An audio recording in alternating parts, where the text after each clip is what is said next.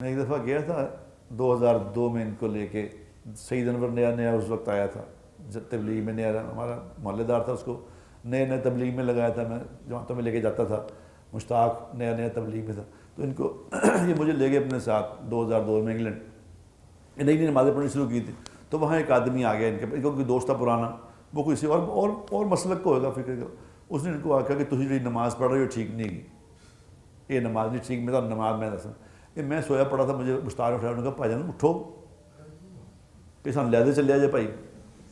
میں نے اس سے پوچھا میں کیا بات ہے، انہوں نے کہا یہ نماز جڑی پڑھ رہے ہیں انجلی کرنی ہے.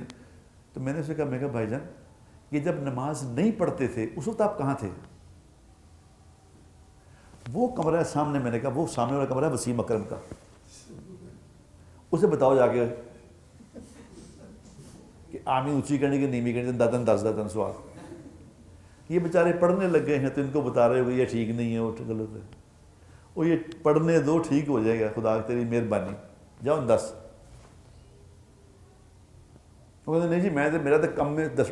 میں کہ بھائی اب پڑھنے لگ گئے تو بتانے آئے ہو، اور جو نہیں پڑھ رہے ان کو بتاؤ نماز کا. چھوڑو اس بات کو، خدا کی قسم ہاتھ چھوڑ کے بھی پڑھ لیں گے تو نماز ہو جائے گی. ہاتھ باندھ کے پڑھ لو، ہاتھ چھوڑ کے پڑھ لو، آمین اونچی کہہ لو، آمین نیچی کہہ لو، نماز ہو جائے گی. وہ پڑھ نہیں رہا جو، اس کا کیا کرنا ہے؟ دینی پروگرامز کی پروفیشنل میڈیا کوریج کا بااعتماد نام، میسج ٹی وی.